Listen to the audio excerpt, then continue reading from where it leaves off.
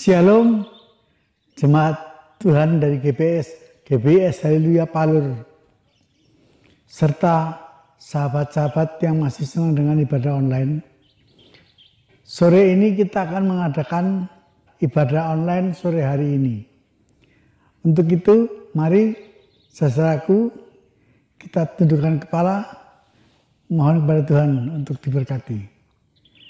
Tuhan Yesus, Allah Bapa kami yang ada di dalam surga, haleluya Tuhan, di dalam nama Allah Bapa, Allah Putra, dan Allah Roh Kudus. Haleluya Tuhan, pimpin dan bimbing kami Tuhan, jemaat-Mu yang akan mengadakan ibadah online sore hari ini. Haleluya Tuhan, sertai kami semua, jemaat-Mu yang mengikuti ibadah online sore hari ini, Tuhan Yesus. Kalau sebentar nanti kami juga akan ditaburi firman oleh Bapak Gembala kami, Bapak Sakaria, yang akan membawakan firman-Mu Tuhan. Kiranya Engkau, haleluya, menguduskan dan bungkus dengan kuat kuasa-Mu, sehingga firman-Mu yang akan ditaburkan menjadi kami lebih mengerti dan kami lebih mau menjalani apa yang menjadi perkataan dalam firman-Mu Tuhan, menjadi haleluya contoh dalam iman kami semua Tuhan. Haleluya Tuhan, terima kasih mulai dari awal sampai pertengahan dan akhirnya hanya di dalam nama Tuhan Yesus Kristus Allah kami yang hidup. Dalam nama Tuhan Yesus kami berdoa dan mengucap syukur. Haleluya, haleluya, amin. Shalom, selamat sore Bapak-bapak, Ibu-ibu jemaat GBIS Haleluya Palur, dan juga sahabat-sahabat ibadah online dimanapun berada. Saya saat ini masih berada di Cafe Rahayu di bumi perkemahan Panggung Sukuh di Cafe Rahayu. Tempatnya cukup nyaman, tempatnya sejuk, cocok untuk wisata keluarga. Dan di sini ada camping yang juga disiapkan, disediakan, dapat untuk kemah beberapa orang. Silakan Bapak Ibu datang kemari untuk menikmati Panggung Sukuh. Hari ini kita sampai di Filipi, surat Filipi. Nah, kota Filipi itu letaknya di Makedonia, yang letaknya 16 kilo dari pesisir laut Aegea. Dinamai, Filipi ini dinamai dari menurut Raja Filipus II dari Makedon. Ayah Filipus II ini ayah dari Alexander Agung. Pada masa Paulus, kota ini sebuah kota Romawi dan sebagai pangkalan militer yang sangat terkenal. Gereja Filipi itu didirikan oleh Paulus dengan teman-temannya, diantaranya Silas dan juga Timotius. Gereja di Filipi ini menjadi gereja yang luar biasa karena dia membantu pekerjaan dari Paulus. Seringkali mengirim dana dan juga seringkali mengirim dana ke Yerusalem kepada orang-orang yang membutuhkan. Sehingga persahabatan di gereja ini persahabatannya erat. Maka Paulus seringkali datang ke sana untuk berkunjung kepada jemaat-jemaat yang ada di Paulus. Saat Paulus Filipi 1 ini, Paulus sedang berada di dalam penjara. Tapi dia mengirim surat kepada jemaat yang ada di Filipi. Kita awali dari Filipi 1 ayat 1 dan ayat 2. Dari Paulus dan Timotius, hamba-hamba Kristus Yesus, kepada semua orang kudus dalam Kristus Yesus di Filipi dengan para penilik jemaat dan diaken. Kasih karunia dan damai sejahtera dari Allah Bapa dan dari Tuhan Yesus Kristus menyertai kamu. Surat ini ditujukan kepada tokoh-tokoh jemaat kota Filipi. Maka dikatakan ditujukan kepada hamba-hamba Kristus. Ditujukan kepada semua orang kudus. Ditujukan kepada penilik jemaat dan ditujukan kepada diaken. Nah, bagi gereja-gereja sinode yang tidak mengenal ada penilik jemaat, ada diaken, itu memang gereja baru sudah tidak mengenal seperti ini. Tetapi gereja lama itu penting sekali. Pembagian tugas hamba-hamba Kristus itu para gembala, para pendeta. Lalu semua orang kudus itu aktivis gereja. Jadi ada kalau sekarang ya leader, singers, pemain musik, lalu para aktivis, guru sekolah minggu dan sebagainya. Lalu penilik jemaat. Penilik jemaat itu bertugas untuk mengatur tata ibadah. Mungkin kalau sekarang majelis ya yang ngatur ibadah itu penilik jemaat ini. Dan diaken. Kalau diaken siapa? Diaken ini petugas yang membantu gembala dalam pelayanan sosial. Jadi yang diberi surat oleh Rasul Paulus itu adalah tokoh-tokoh gereja penting. Kenapa tokoh-tokoh gereja? Dari tokoh gereja nanti disampaikan kepada para jemaat. Nah, apa isi surat tersebut? Isi surat tersebut adalah kasih karunia Allah dan damai sejahtera Allah menyertai para tokoh-tokoh jemaat, menyertai jemaat-jemaat yang ada di Filipi. Jadi mengingatkan Rasul Paulus tentang kasih karunia Allah dan tentang damai sejahtera Allah yang harus dimiliki oleh setiap orang percaya. Nah, kasih karunia Allah itu apa? Kasih karunia Allah itu kebaikan Allah yang tanpa batas. Kebaikan Allah yang tanpa pamrih dan kebaikan Allah yang luar biasa. Nah, contoh kasih karunia Allah ini dicurahkan kepada semua orang, semua manusia yang ada di dalam dunia tanpa batas. Ya, tanpa pamrih dan luar biasa.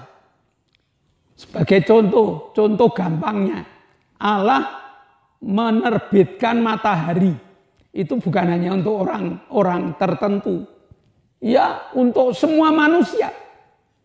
Mereka yang percaya kepada Allah yang menerima matahari, tidak yang menerima matahari. Orang yang setia kepada Allah yang menerima matahari tanpa pamrih. Apakah sinar matahari akan kamu gunakan sebagai apa? Terserah kalian. Jadi contoh kasih karunia Allah itu seperti itu. Dan sekarang kasih karunia Allah yang diberikan ini bukan hanya sekedar matahari itu, tetapi kerohanian yang lebih tinggi. Ya, kerohanian yang lebih tinggi, yaitu keselamatan. Yohanes 3 mengatakan begitu besar kasih Allah kepada dunia ini, sehingga dikaruniakan anaknya yang tunggal. Tetapi banyak orang yang tidak nanggapi, sehingga kalimatnya dilanjutkan kepada mereka-mereka yang menerima Yesus, dia akan menerima hidup yang kekal. Yang tidak menerima, Ya, mereka melepaskan kasih karunia Allah yang sedemikian hebat ini. Nah, jadi orang yang percaya kepada Allah akan menikmati kasih karunia Allah yang namanya keselamatan itu dengan cuma-cuma. Yang kedua, kasih karunia Allah itu kuasa. Kuasa apa? Kuasa yang dapat mengalahkan berbagai macam kesulitan hidup di dalam dunia ini. Orang yang tidak percaya pun mereka pasti mengatakan kalau menghadapi berbagai macam persoalan hidup, dia pasti mengundang Allah. Ya Tuhan, ya Allah, berilah pertolongan kepada kami. Tahu bahwa Allah mampu melepaskan, hanya mereka tidak mengembangkan kasih karunia Allah di dalam pemberian kepada mereka. Bagi orang percaya, kasih karunia Allah itu dilengkapkan kepada mereka. Nih, kelengkapan hidup namanya kasih karunia Allah. Silakan kamu gunakan. Untuk apa? Ini kuasa. Nah, namanya kuasa tak terbatas.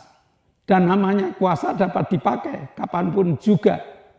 Oleh sebab itu, Rasul Paulus memberitahukan kepada jemaat di Filipi melalui gembala sidang, melalui orang-orang kudus, melalui diaken, melalui tokoh-tokohnya, ingat kasih karunia Allah dan ingat damai sejahtera Allah. Itu yang harus dimiliki oleh jemaat. Lalu selain kuasa apa? Kasih karunia Allah itu kekuatan. Kekuatan itu apa? Kekuatan itu kalau kita tergencet dengan masalah, kita kuat.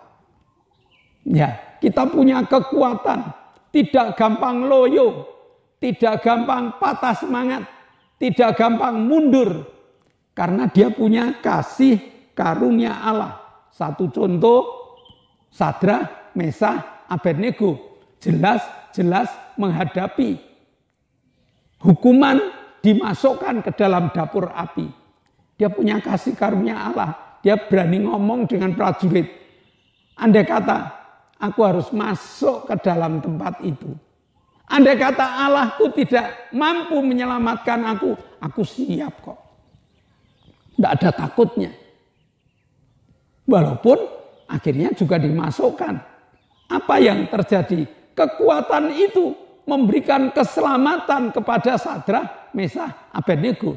Lalu kepada para penginjil. Para penginjil itu dihadapkan dengan berbagai macam permasalahan. Ada yang ditangkap, dimasukkan di ruang gladiator, diadu dengan singa. Harusnya penginjil yang lain mundur. Tidak, siap. Polikarpus dijadikan dijadikan obor. Dia siap, tidak apa-apa. Ya, dimasukkan lilin yang sudah meleleh, lalu malamnya dibakar.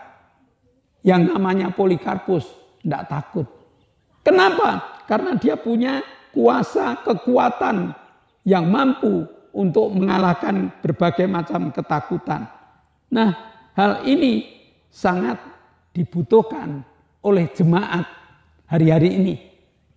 Ya, kasih karunia Allah ini diberikan kepada kita, lalu kita harus berusaha untuk mengembangkannya. Bukan menutup, bukan mematikan, tetapi dikembangkan di dalam kehidupan kita supaya muncul damai sejahtera Allah. Nah, orang yang mengembangkan kasih karunia Allah akan muncul damai sejahtera Allah. Jadi pembukaan salam inilah yang harus kita nikmati. Walaupun awalnya kepada para diaken, walaupun awalnya kepada para gembala sidang, walaupun awalnya kepada orang-orang penting, tokoh-tokoh penting, tetapi saat ini diberikan kepada kita. Oleh sebab itu, sebagai jemaat yang harus menghadapi, yang masih berada di dalam dunia ini, menghadapi berbagai macam tekanan dunia, menghadapi berbagai macam pergolakan-pergolakan yang ada di dunia ini, kalau kasih karunia Allah itu kita kembangkan, kita memiliki kekuatan. Kalau kita kembangkan, kita memiliki kekuatan dan kita memiliki kuasa. Sehingga hidup kita tetap damai. Ada nyanyian yang mengatakan di tengah ombak kita masih tetap dapat berdiri karena kasih karunia Allah membawa kita pada damai sejahtera Allah yang tidak takut menghadapi gelombang dunia. Jadi surat Filipi 1 ayat 1 dan 2 membekali kita, mengingatkan kepada kita, kalau kamu masih berada dalam dunia, kembangkanlah kasih karunia Allah di dalam kehidupanmu. Mari kita berdoa. Bapa, kami mengucap syukur Kau telah menyertai dan memberkati sehingga kami dapat menikmati berkat firman Allah. Kami tidak akan menyia-nyiakan kasih karunia Allah di dalam kehidupan kami sehingga kami dapat memuliakan nama-Mu karena kami tegak berdiri di tengah badai apapun juga karena kasih karunia Allah menyertai kehidupan kami dan damai sejahtera Allah ada di dalam kehidupan kami. Terima kasih Bapa, meteraikan firman-Mu dalam hati, jiwa, dan roh kami. Dan dalam nama Yesus kami telah berdoa dan mengucap syukur. Yang percaya katakan amin. Nah, shalom Bapak Ibu, sebelum kita berpisah satu dengan yang lain, dengarkan beberapa pengumuman terlebih dahulu. Yang pertama, di zaman new normal ini kita lebih bijaksana kalau kita masih membawa masker di dalam tas kita, di dalam saku kita, supaya dapat kita pakai di tengah-tengah kerumunan yang padat. Yang kedua, GBIS Haleluya Palur sudah mengadakan ibadah on-site. Maka Bapak Ibu yang berdekatan dari GBIS Haleluya Palur, kami mengundang Bapak Ibu untuk ibadah bersama dengan kami. Dengan jadwal Minggu jam 7 pagi itu untuk anak sekolah minggu. Minggu jam 9 itu untuk ibadah raya. Lalu hari Selasa itu ada ibadah pendalaman Alkitab yang diadakan setiap Selasa jam 6 sore. Hari Jumat itu ada dua kegiatan. Yang satu kegiatan permata, persekutuan rumah tangga. Dan yang satu adalah cabang Palur, cabang Perumnas Palur. Kepada Bapak Ibu yang belum mengikuti kegiatan, kami menghimbau supaya Bapak Ibu dapat mengikuti kegiatan ini. Mau pilih yang di cabang atau mau pilih yang di permata. Harap memberitahu kepada petugas supaya petugas dapat memperhatikan Bapak Ibu. Lalu hari Sabtu ada ibadah pemuda jam 6 sore juga. Para pemuda, remaja kami undang untuk mengikuti ibadah muda remaja setiap Sabtu jam 6 sore. Saya rasa pengumumannya cukup itu. Mari kita akan bangkit berdiri, kita akan akhiri ibadah kita. Kami bersyukur Bapa, Engkau telah pimpin kami di dalam ibadah kami. Bapa, kami tetap menaikkan doa syafaat. Kami berdoa untuk bangsa dan negara kami. Tuhan pimpin berkati bangsa dan negara kami. Terlebih Presiden Jokowi, berkati beliau sampai di dalam purna tugasnya Engkau tetap menyertai. Berkati Presiden yang terpilih, Engkau akan pimpin berkati di dalam tugas-tugasnya dengan hikmat yang darimu. Pemimpin-pemimpin negara yang lain, kami mohon Bapa pimpin sertai. TNI, Polri, berkati beliau untuk mengamankan negara kami. Kami menyerahkan seluruh hidup kami ke tangan-Mu. Engkau akan pimpin berkati langkah-langkah kami. Terima kasih Bapa, dalam nama Yesus kami berdoa dan bersyukur. Bapa, kami mengucap syukur. Engkau Allah kami yang memiliki kuasa, bahkan menawarkan kuasa kepada kami. Dan saat ini kami membawa di dalam kuasa-Mu Tuhan, Ibu Gito, Ibu Arin, Bapak Petrus Sutrisno, Ibu Mbing, Bapak Isa, Ibu Agini, dan Pak Min. Jamaah Tuhan, dengan bilur-bilur-Mu mereka sehat, dengan bilur-bilur-Mu mereka sakit, dan biarlah dengan iman mereka dapat menjangkau bilur-bilur Kristus. Dalam nama Yesus, jadilah sembuh. Demikian juga kami bersyukur Engkau telah menyembuhkan Pak Gito, Engkau telah menyembuhkan saudari kami Lili, Engkau telah menyembuhkan saudari Bambang, Ibu Bambang, sehingga mereka siap untuk menjadi saksi-saksi-Mu. Terima kasih Bapak, kami akan berpisah satu dengan yang lain. Namun iman kami mengatakan bahwa Engkau telah membuka tingkap-tingkap langit-Mu dan mencurahkan segala berkat-Mu. Jemaat yang dikasihi Allah, kedangkanlah tangan-Mu. Nikmatilah berkat yang Allah limpahkan untuk engkau. Terimalah berkat untuk rumah tanggamu. Berkat untuk usaha pekerjaanmu. Berkat untuk rancangan-rancangan hidupmu. Berkat jasmani. Berkat rohani. Terus mengalir dan mengalir limpah. Sampai setiap orang pun mengatakan, engkau diberkati. Dan jika kita berpisah, bawalah berkat dari Allah Bapa, cinta kemurahan dari Tuhan Yesus Kristus, serta persekutuan Roh Kudus menyertai engkau mulai hari ini sampai Maranatha. Tuhan Yesus datang yang kedua kali. Yang percaya katakan, amin. Shalom, Tuhan memberkati.